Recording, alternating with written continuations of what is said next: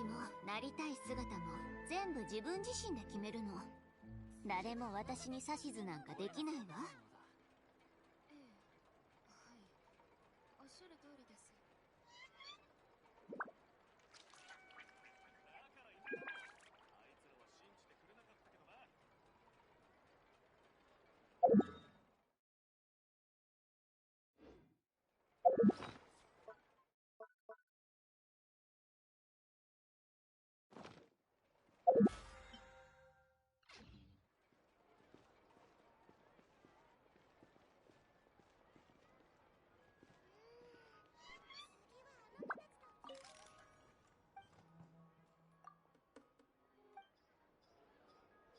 ええ、はい、時間はおっしゃる通りです。超えなきゃいかない。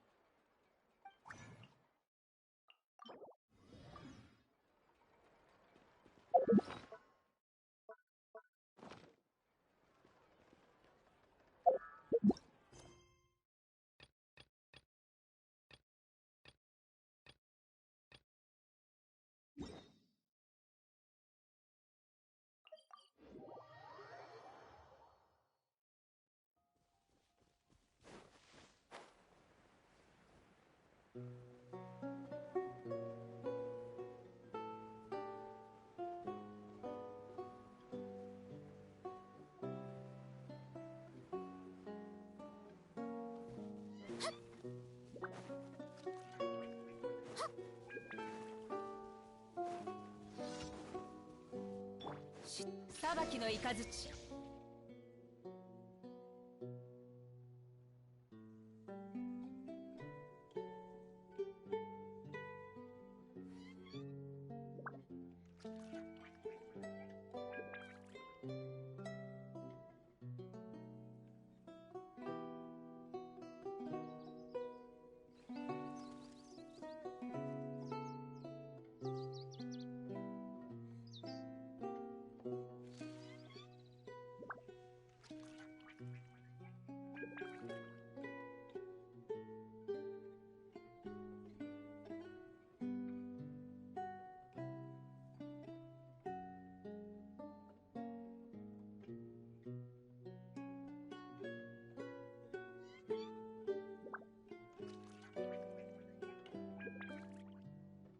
つれづれなるままにひくらし、すずりに向かいて。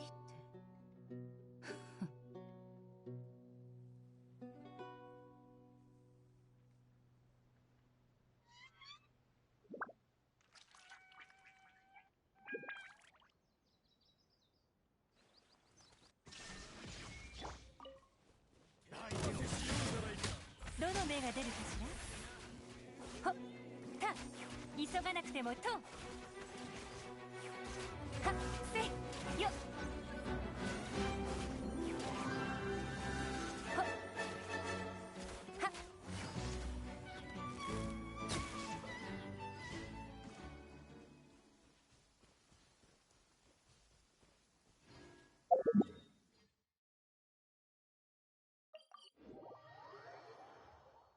また雨？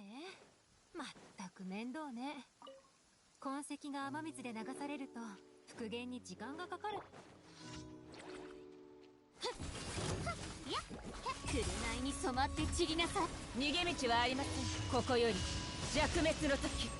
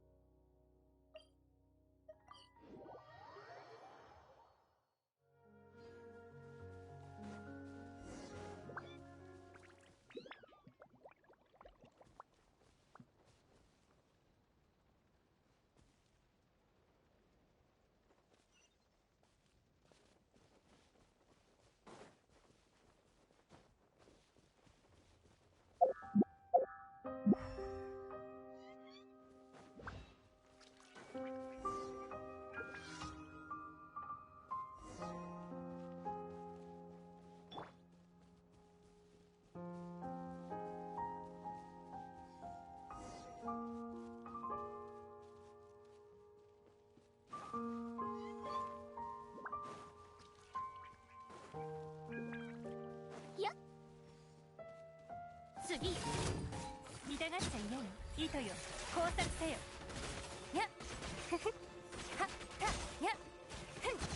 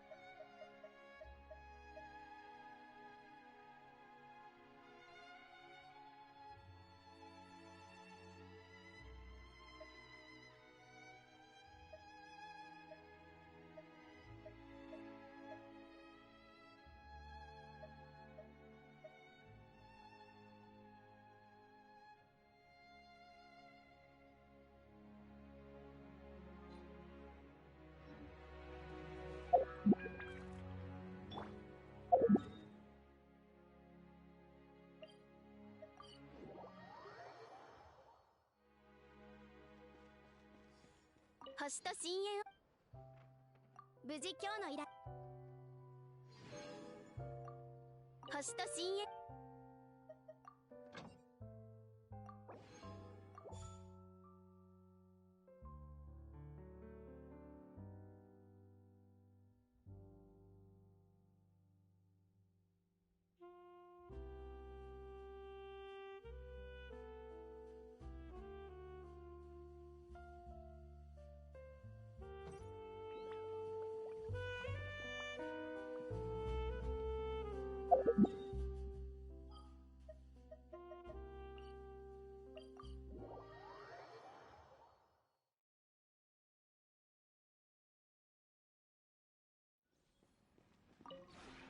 この同点も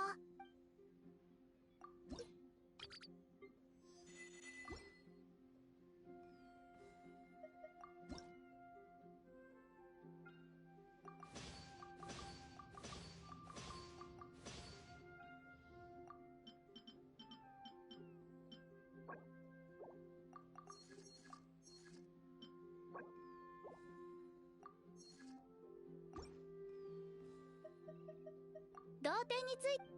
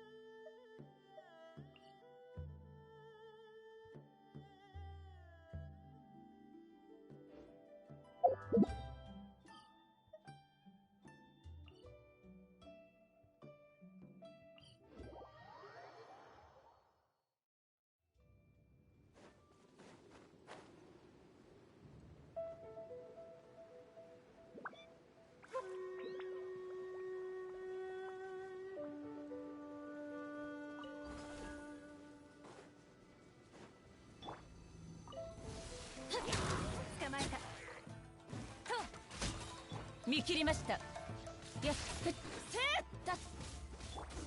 絹のような弱さね。終わりね。撤収。よっ、ほっ、やったふんはっふっ。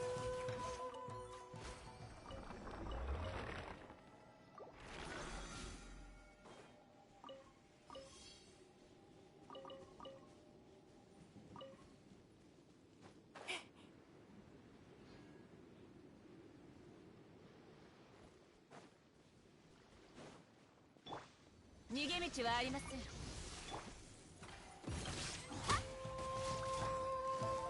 痛がっちゃいない。稲光、すなわち永遠なり。はっ、ストップ、はっ、ふん、たっ、ふん。見切りました。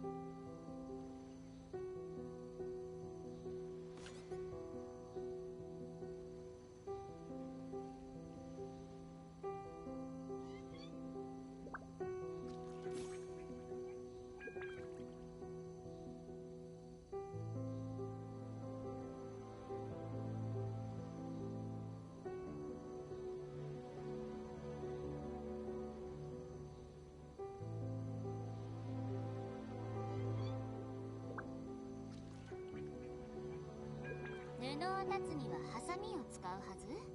そんなつまらない規則なんてどうだっていいわ。使い勝手のいい刃物を使うまでよ。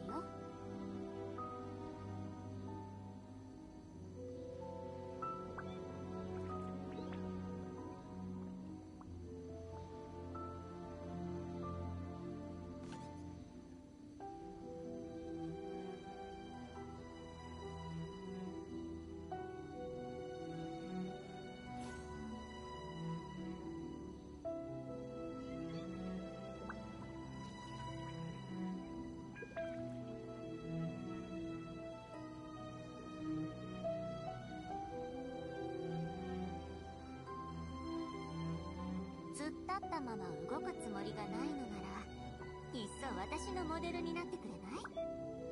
綺麗な服をデザインしてあげるわ。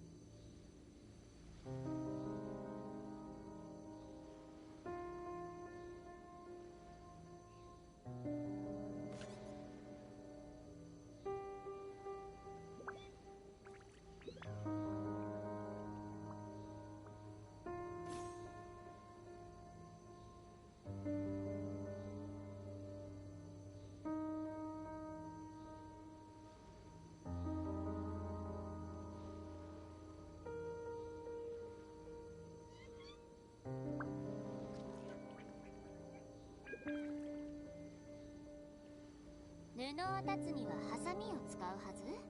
そんなつまらない規則なんてどうだっていいわ。使い勝手のいい刃物を使うまでよ。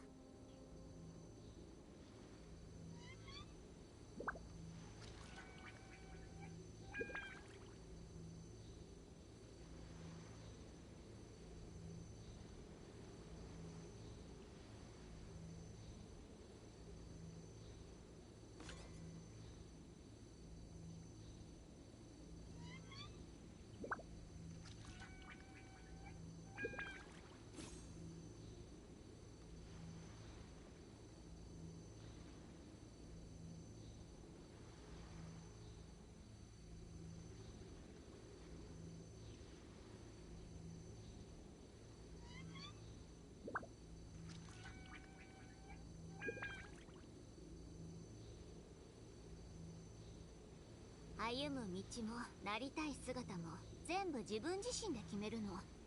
誰も私に指図なんかできないわ。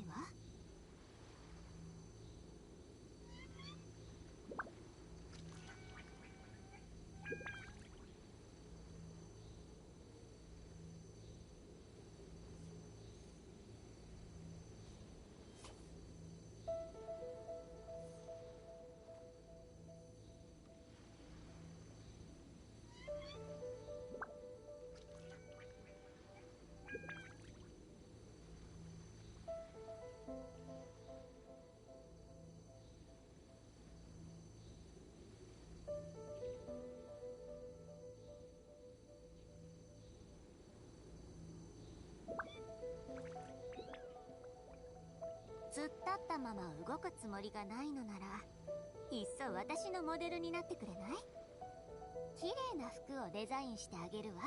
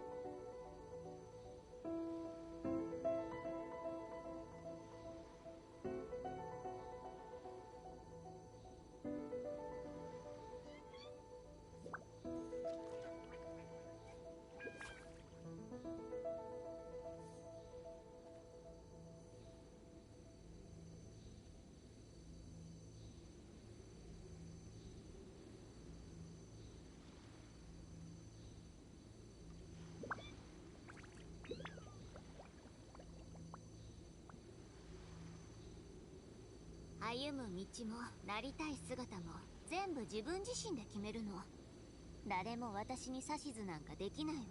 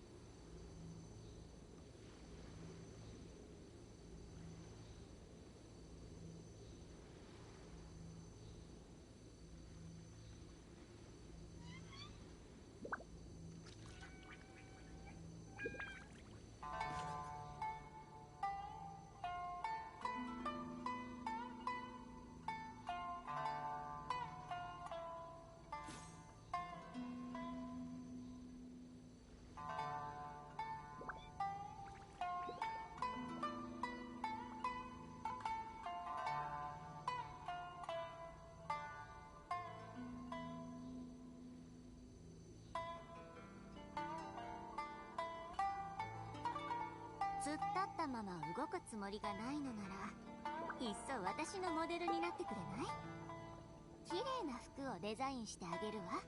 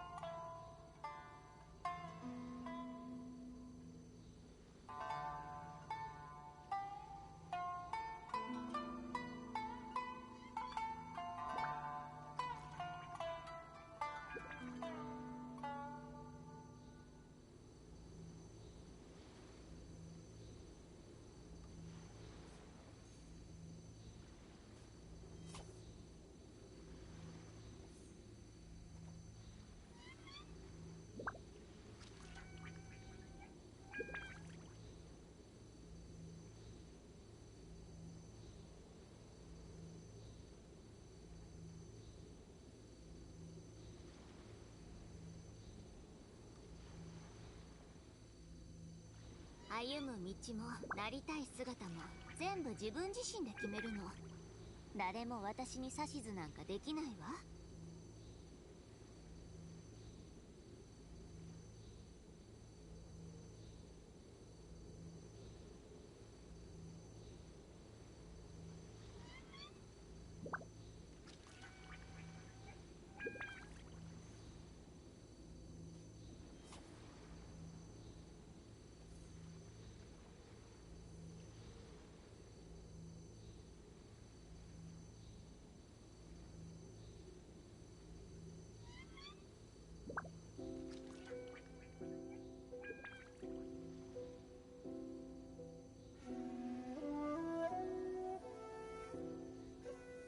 突っ立ったまま動くつもりがないのなら、いっそ私のモデルになってくれない？綺麗な服をデザインしてあげるわ。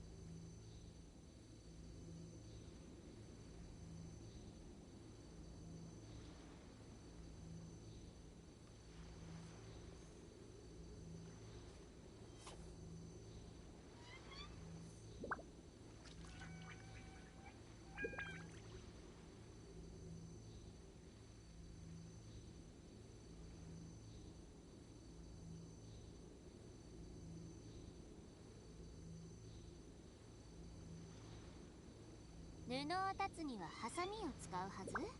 そんなつまらない規則なんてどうだっていいわ。使い勝手のいい刃物を使うまでよ。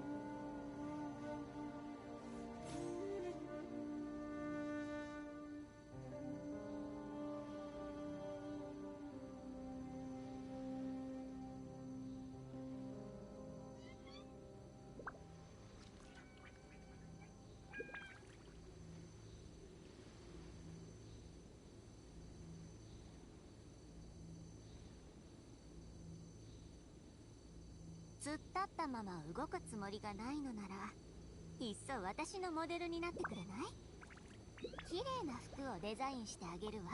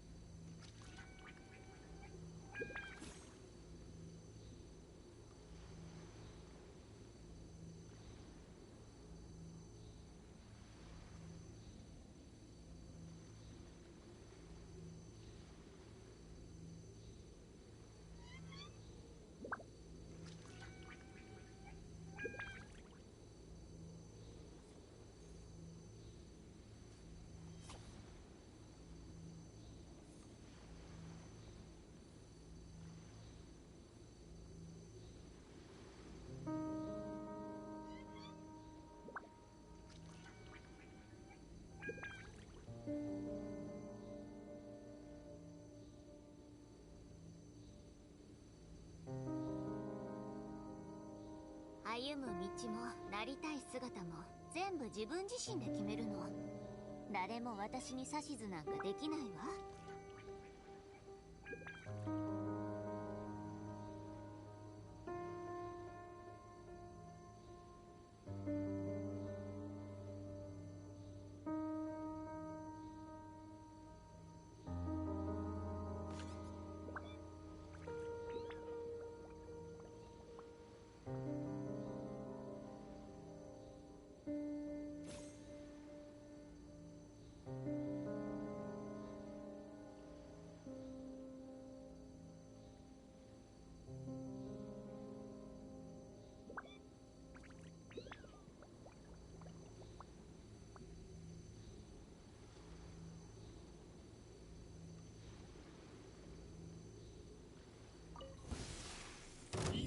裁きの雷はっ捕まえた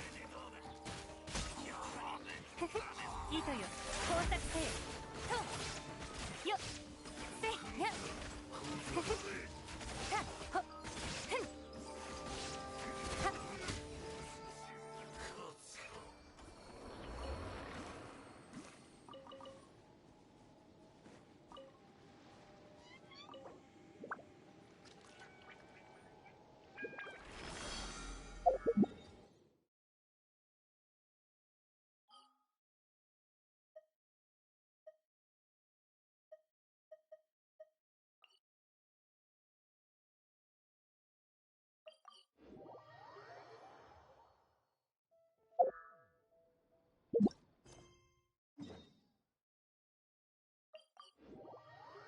一応聞くけど、本当に話し合うだけなんだよな。もちろんよ。取引相手に手を出したりしないわ。相手が話の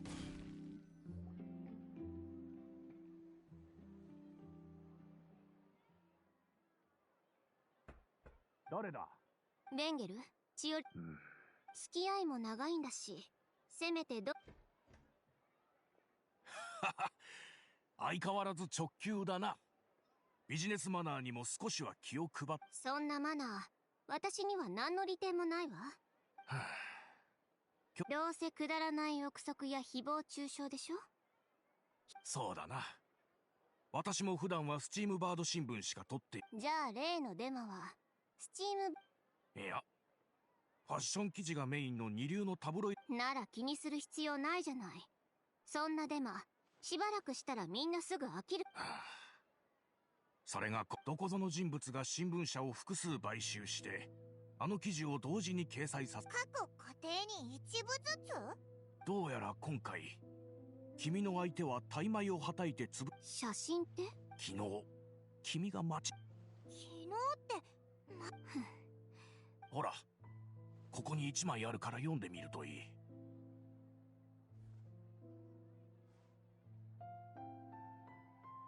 I'm surprised how stupid people are. I mean, I don't know if they meant like putting a tabloid in front of every home, if they meant just the ones who have a personal relationship with her, or if they mean literally every home. But you have to be a complete fucking moron to come outside of your home, see a tabloid magazine on the ground in front of your home, completely bashing a particular person, and think, oh, okay, that's probably true. It's like, dude, that is so fucking shady. You have to be completely fucking stupid to think that is true. Because, like, it's one thing if it was like, oh, if it was the Steambird, like a Steambird is a reputable place. And sure, if that a Steambird appeared on your front door with that, maybe. But, like, when it's a tabloid, so a tabloid in and of itself makes it suspicious because it's like, they don't give a shit about the truth, they just give a shit about sales. So it's like, okay, the fact that it's in a tabloid, bad. The fact that it's in all tabloids, even worse.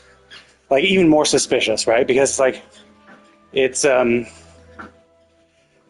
because if it's because you might think, oh, it lends more credibility. It's like, no, it lends less. Because if it's true, one of them might have found it, right? If it's true, because a tabloid doesn't necessarily mean it's false. It just means that it's very likely to be false.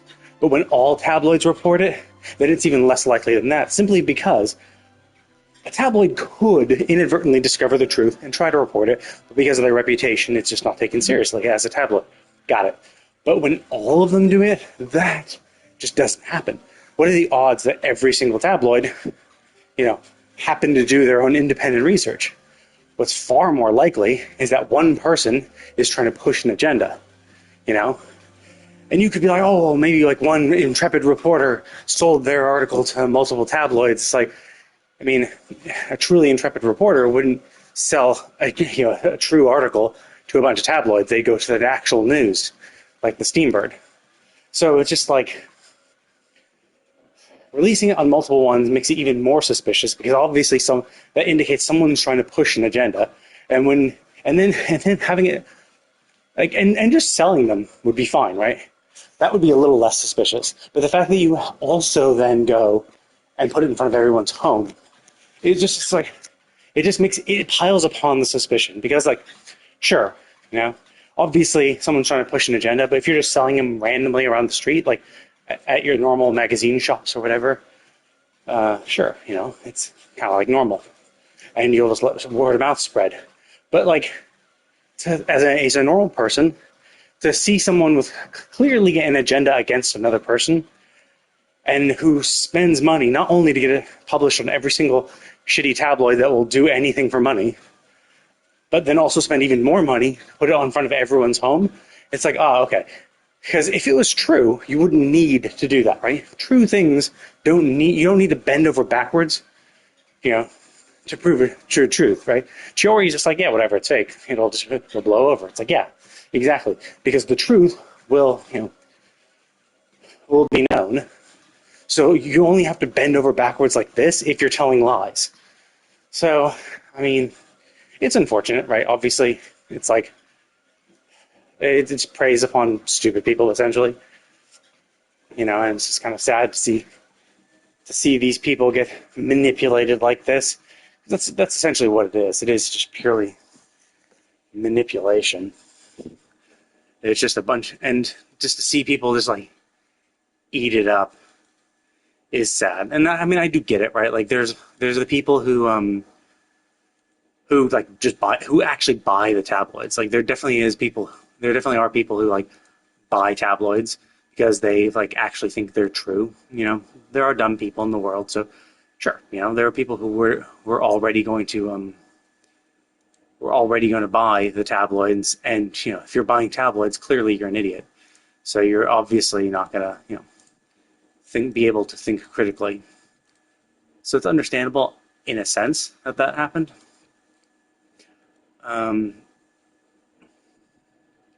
So like, I get it on some level. Like the people who would already buy the tabloids would be tricked by the tabloids, but it also is kind of annoying when you see these other people where it's like, oh, okay, so you don't typically buy a tabloid, but because you saw one on your front door, which like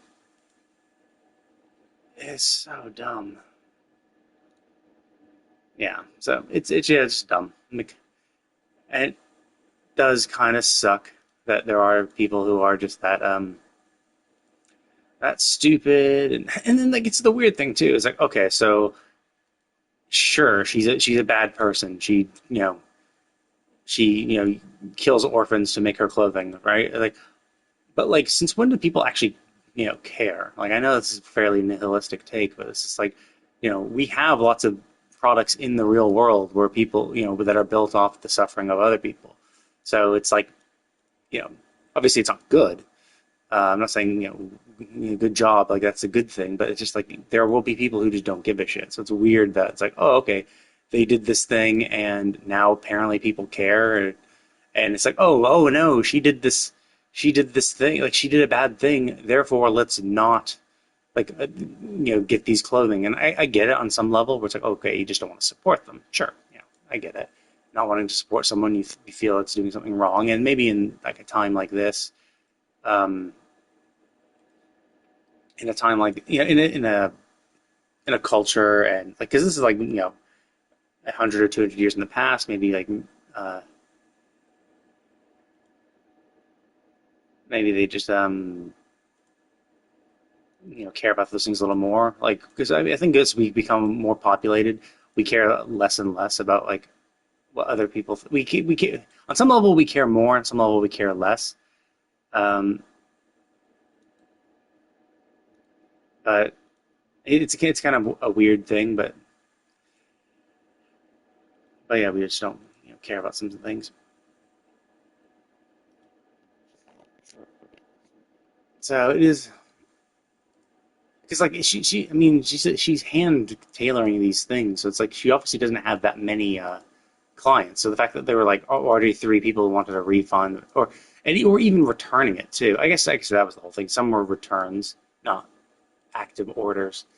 So I guess she could have sold lots of dresses over time. But like still, who goes through and like, oh, this person turns out to be a bad person. Okay, I better go through anything they've produced and like get rid of it all just because you never know. Like I don't want people, and I get it. Like it's a noble type thing, so it's like yeah, you don't want to because everyone would know like her designs are unique, and so you lose like a little bit of reputation, I guess. I don't know. It's dumb. People are stupid. I guess on some level, yeah, it doesn't even matter if you believe it or not. But if other people believe it and now they think you're a bad person because of this stupid association, then you're in trouble. Not really in trouble, but like you're thought of less. And yeah, it's dumb. People are dumb.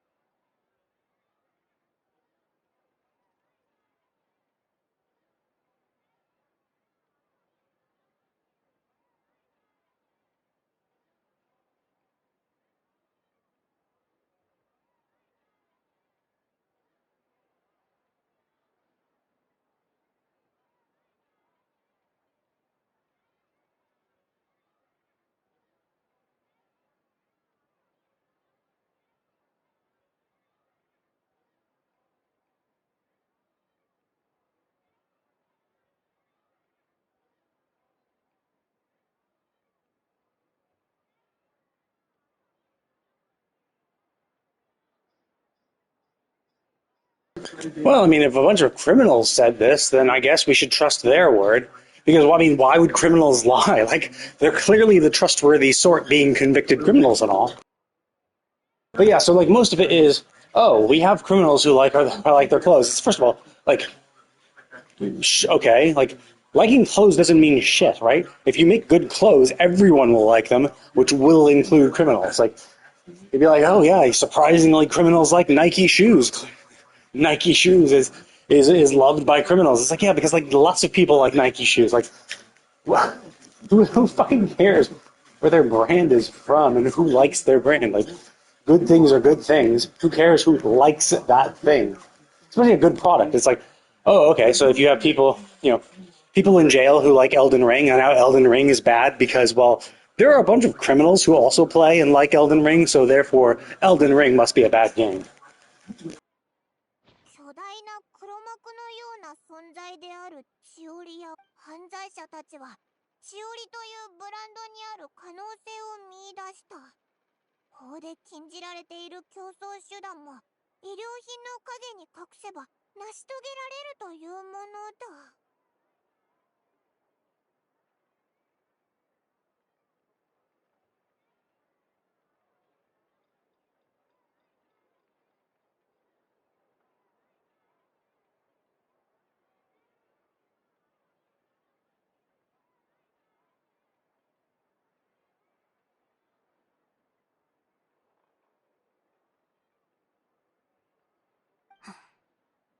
事情はよく知らんし、憶測で口を挟むつもりもないが、あの写真の写り方じゃ、確かに君に非があると思われるだろう。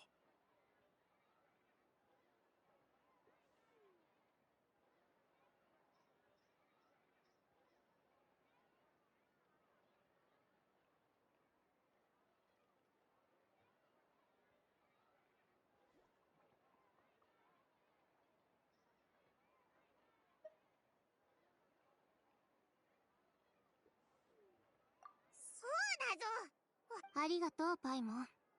でもそうだな。世論に法律なんて通用しない。君の相手はよほど工夫を凝らして。Yeah, and that's the thing is he understand. Like I don't blame him because it's not. He probably doesn't believe it. But the problem is if everyone believes it, then his business gets affected. So it's like it's not about whether it's right or wrong. It's about his bottom line. So そんな昔。過去の罪は服に染みついた泥みたいなもんだ。ファッション業界の人たちが見たら、その泥はいつまで経っても落ちやしない。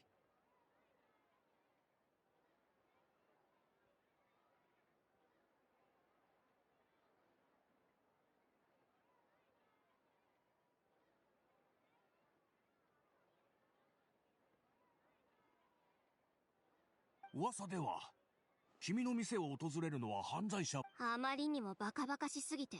これは笑い事。君の店に犯罪者が来たことあるかどうかなんて、人々は知る由も。とにかく、この記事は真実とデマがごちゃ混ぜになっていて、読者を惑わす。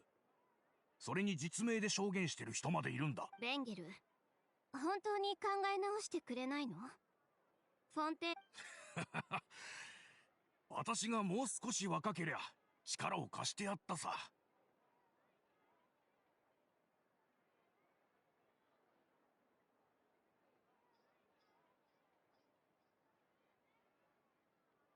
でもこの年じゃ揉め事に身を投じる気力もない。それにこの商売には家族も関わってる。それも含めて考えねばな。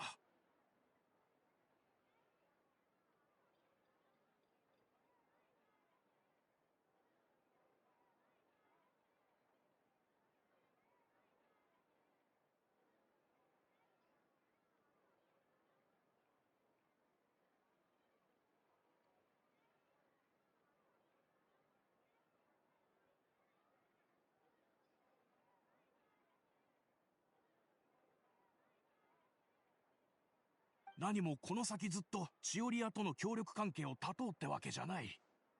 ファッションウィークの間だ。君の仕事仲間として一言だけアドバイスさせてもらうよ。我慢するならお好きにどうぞ。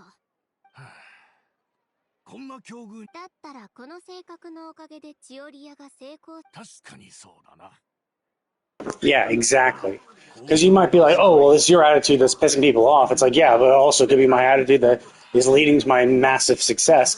Because, like, it's not that her attitude is pissing people off. It's her success that's pissing people off. People who are competing with her are pissed, and her attitude doesn't help, right? Like, they would be mad if she was successful regardless. わかった。じゃあ、気をつけてね。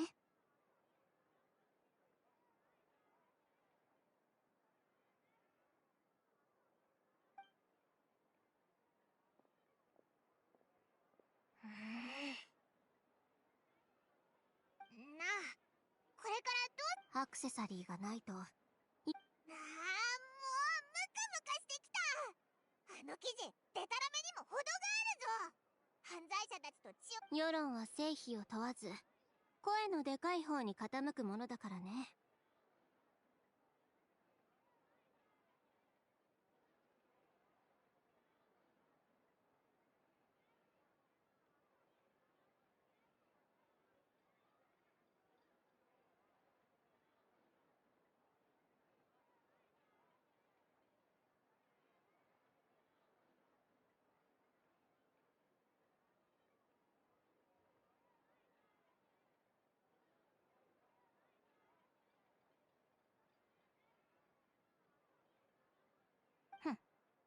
とんだ失態だわ。とりあえず一旦戻るか。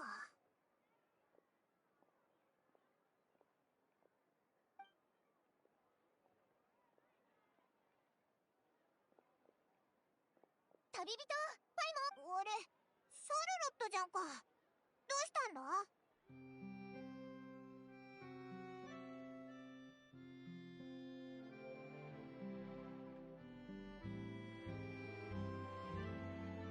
君たちに会いに来たのよ。今朝のファッション記事を扱ってるデマだらけの記事のことだろ。おいらたちもさっきそれを読んでむしゃくしゃしてたところだぞ。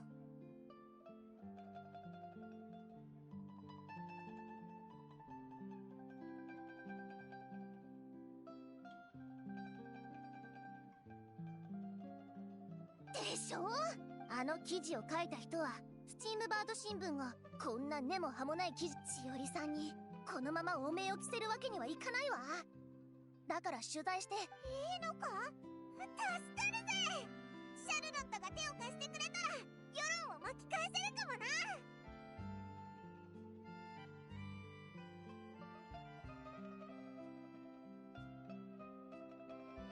当然よ。しおりさんとのこれまでの付き合いで絶対にあんな記事を書かれるような人じゃないって知ってるから。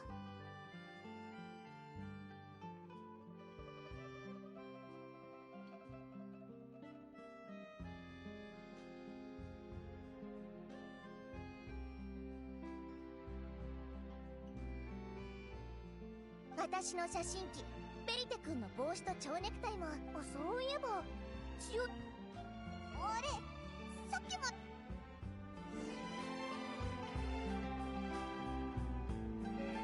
俺が見たところ、チオリアは今回の件でもうダメだろうな。客に黙ってあんなことをやってたんだ。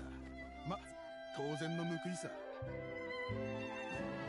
I mean, it's like, saying shit like that. First of all, who cares? Like, really, I find it insane that people care that much.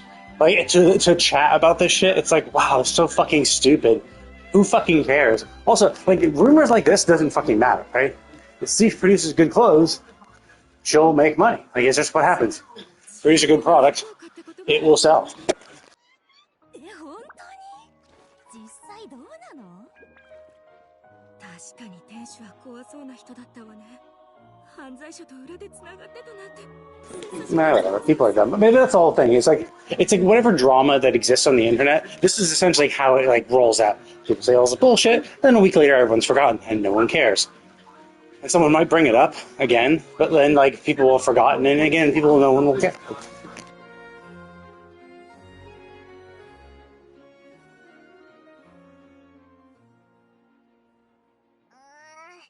街の人が話してた内容を聞いたく。ちおりさんは普段あんまりメディアに顔を出したり取材を受けたりしないの。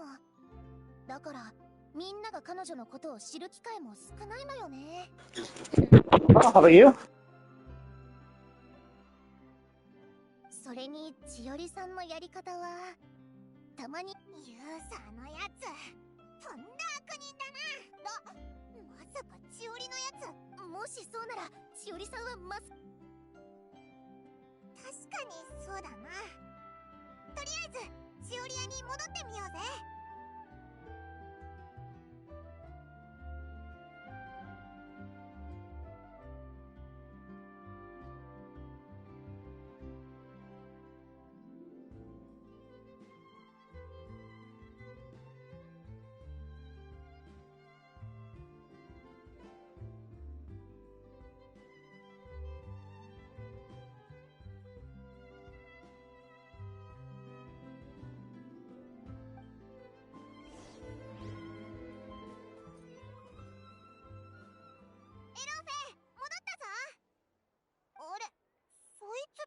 こちらはラティシアさん。確か昨日ウェディング。そんなとんでもない。ちおりさんに。君もあの記事を読んだの？ええ。あなたたちは事情を知らないと思うけど。ええ。私の婚約者は商人で、商売多分。私がいつも何の気もなしに。でも、その後は彼の商売にトラブルがあって。でも前金で作れたって。ええ。実は注文。そしたらちおりさんがこう言ってくれたのよ。ドレス代は前金で足りるから。ってことは無事に受け取れて。それで昨日家に帰った後、どうしても我慢できなく。あらら、それもそう。彼は長年商売をしてきたから目が利く方でね。そう、生地や装飾、デザイン、ラティシアさん、もし差し支えなければ今の話を。きっと役に立つはずよ。捏造されたデマなところでってあれじゃあ。そうです。そういえば。なら二手に分かれて行動しましょう。私は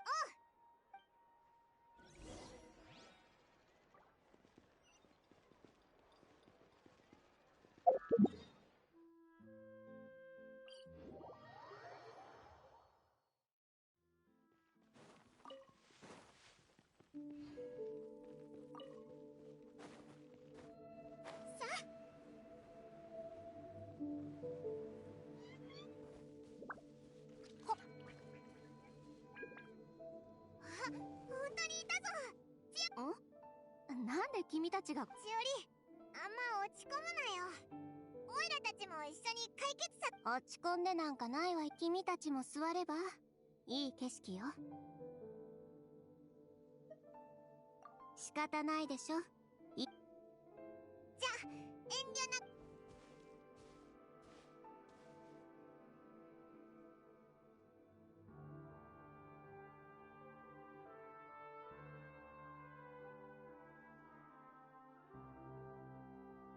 どう？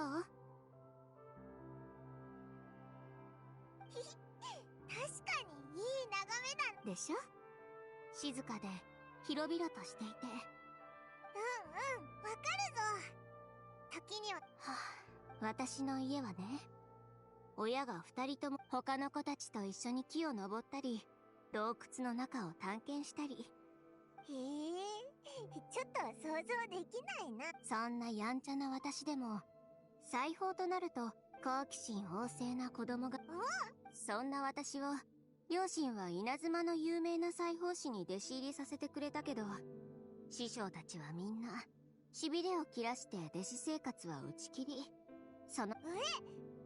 そういう問題じゃなくて、奇想天外な考えを裁縫に。それに鼻を高くしたお偉いさんたちにかしこまった態度を取りながら服を作ることに。そんなこんなで弟子入りどころか店の使い走りとしてやっ。だから稲妻を。離れる前に怒りをこらえながら師匠たちに豪語してきたわ。いつか必ず私が作り上げたブランド名を。かっこいい夢だな。それからフォンテーヌ邸に来てファッションや芸術の中心地。最初の頃は本当に楽しかったわ。当時の私にとってファッションってすごくシンプルな。もう単純じゃなくなったけど、呆れるのは変わらないわね。ラティシアのこと。チオリアのウェディングドレスを着るのはずっと私の夢だった。自分の夢を追い求めてるつもりだったけど。よし、気晴らし完了。おお、すっか。最初から落ち込んでなんかないって言った。まずはユーさんのやつが誹謗中傷したシャルロットが今反撃材料となる記事を書いてく。世論で戦うのはあまり好きじゃないけど、ま、ユーサーの工房の住所を知ってるから。あと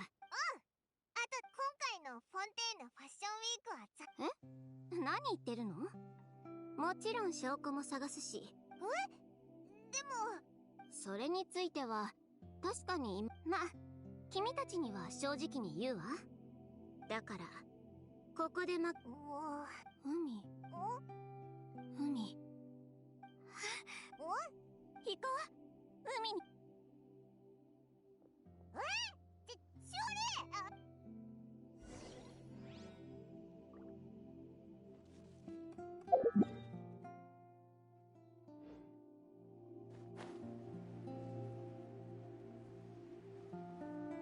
Yeah, I assumed as much.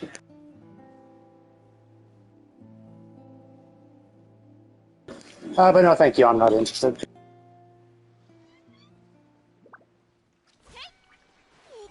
海に飛び込むなんて一体どうしたんだよ。パイモン、海の中で一番綺麗なものは何だと思う？ル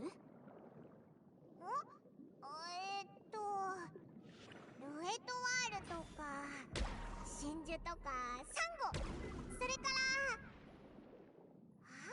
わかったぞ。それで服のアクセサリーを作るつもりなんだろう。わかったならいっぱい取ってちょうだいね。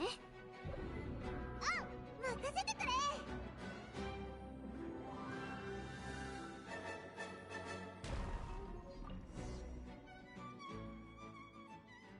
れだけあれば十分。チオリ。どれも良さそうね。私。よし。そうね。でも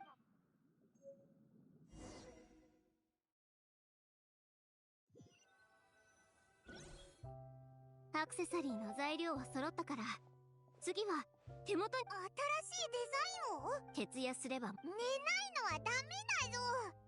あれ、同じようなことをどっかで言ったことあるような。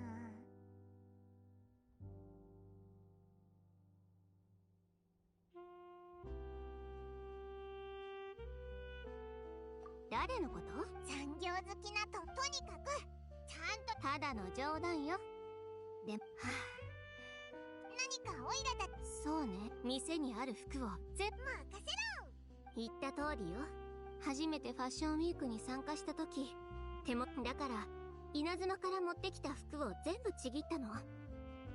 それで店にある服ならそのまま使える。I mean, I understand the concept, but like, there's literally rolls of fabric on the cupboards, right? You can see rolls of fabric behind there for all the dresses that are current and clothing that's currently on display.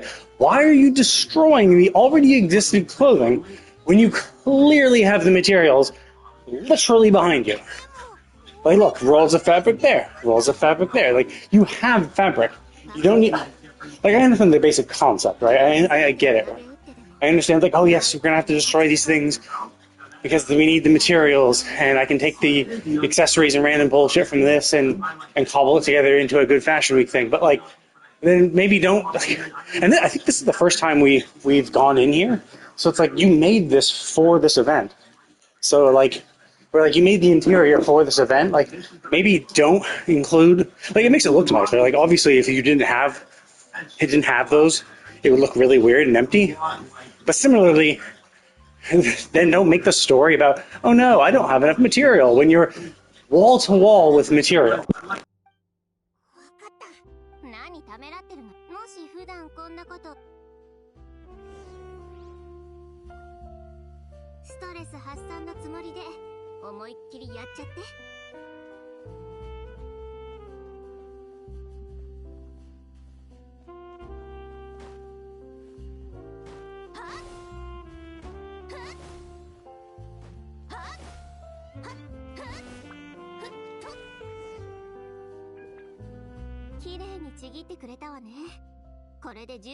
And then, like, as you can see, like, the materials that are dropped are the exact same ones that are on the counter. So it's like, why didn't you just use those? Chiori, 大丈夫？遅くなってごめん。どうしたのこれ？なんでお店？誰の仕業？相手の名前を教えて。着るものがなくなるかん。ナビア、落ち着けって。一体何の茶番劇よ。生地とアクセサリーをそうだったんだ。ナビアも怒ったら身近な人が濡れ衣を着せられること。But yeah, I mean, it's this kind of thing where it's like, it's bad, it's poorly written in a sense, because it's like, okay, well, if you know what the environment looks like, don't write that, because it makes no logical sense that we need to destroy all these outfits when the shop itself is filled with materials. Same thing, it doesn't really make logical sense that she desperately needs accessories from this one vendor, because like, as a clothing shop, you should be relatively stocked with all your shit. Like, sure, maybe like you just finished a few big orders, so you're out of stuff, and so you want to stock up, or maybe you need specific new stuff that didn't exist, or like that maybe you have a design in mind, so you want some new accessories that you didn't have in stock before, and so you've reached out for the guy for Fashion Week. Sure, I get that you're not having that, but like being so desperate for accessories, when it's like, how do you not have a stock?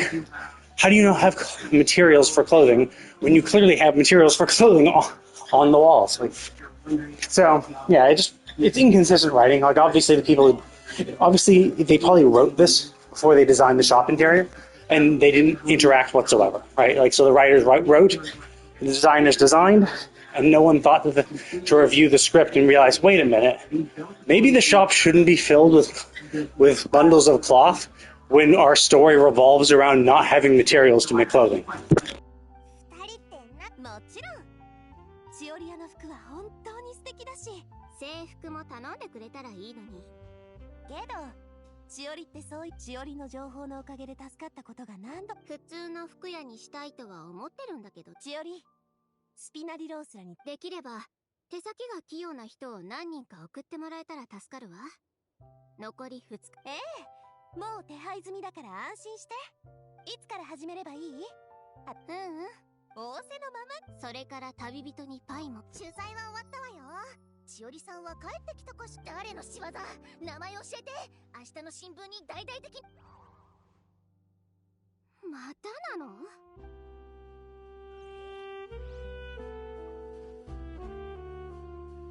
Oh shit, we need to talk to Lynette, so we need to do our hangout event. Hey, I guess I'm surprised they locked it. Although I guess I don't really do hangout events that much, and it's coincidental.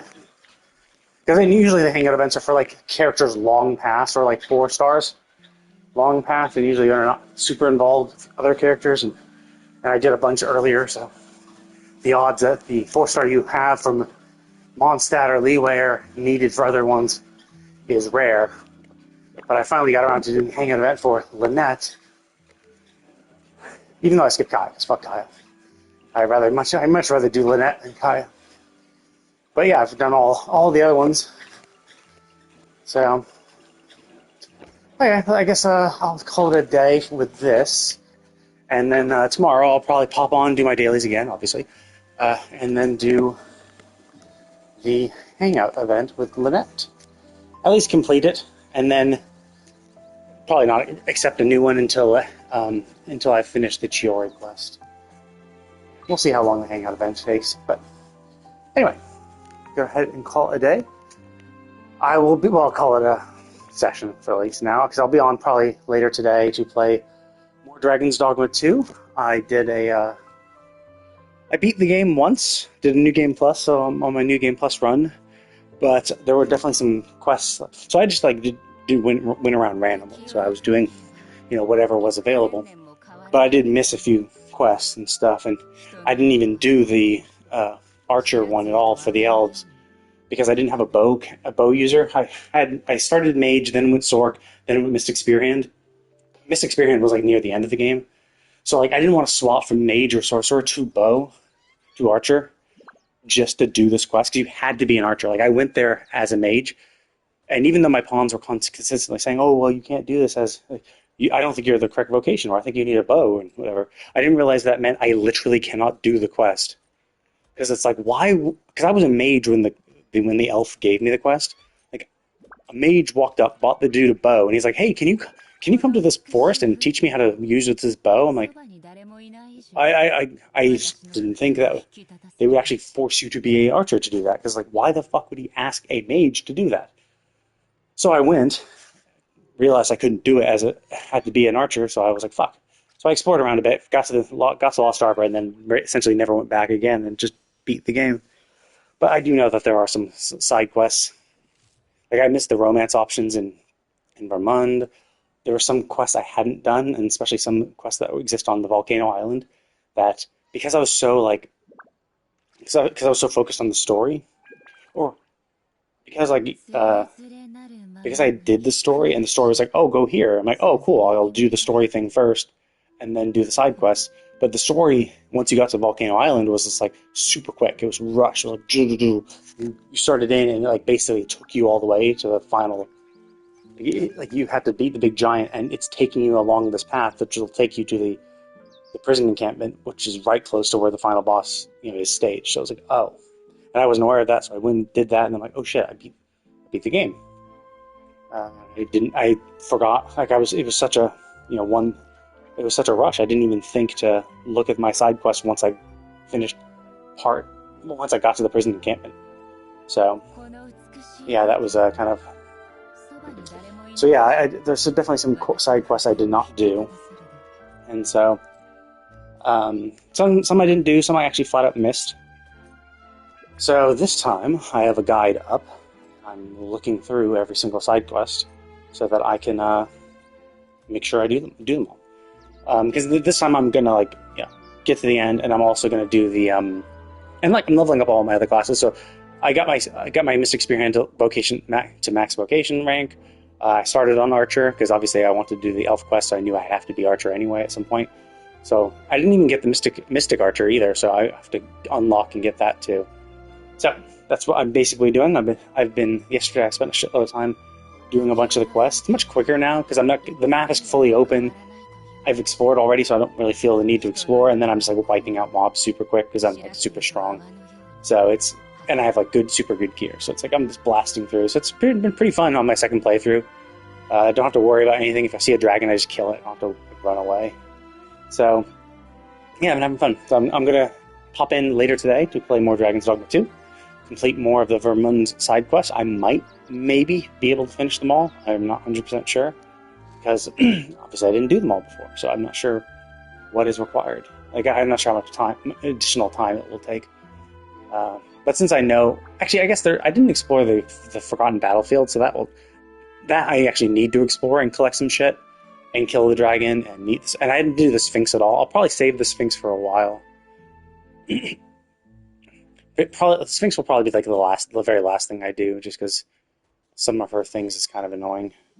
So like, especially like finding your first secret token, it's like I'd rather just do that once I have all my like port crystals all placed and all that shit, so I can bounce around. And that's the same thing I didn't do the true ending of the game on my first playthrough, because I knew, because there were a few things where it's like, oh, it's really helpful if you have port crystals so you can teleport to specific locations for bosses. And I only had the Harv and Vermund normal crystals, and I put a port crystal in Lost Arbor, but I don't have anything in the country of Batal at all. So getting to and from there would be a humongous pain, and on a timer, that's just not fun. So, and I know I get a port crystal from doing the elf quest, which I never did. Ideally, I think the idea is that you do their quest, they give you a port crystal, and you place it in Lost Arbor to act as your fort. But I already placed my existing one. I think maybe I got from the bonus DLC or the deluxe edition. So I'll put one in Batal, make it easy, once I get the elf one. But anyway, so that's what my plan. So I will be on later today to play more Dragon's Dogma 2 and try to finish every single quest possible.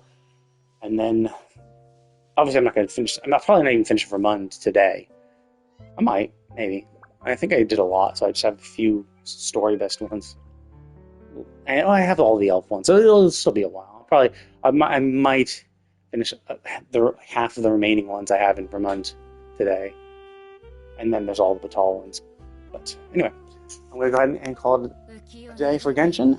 I will see you all later. Thank you all for watching. I'll see you next time.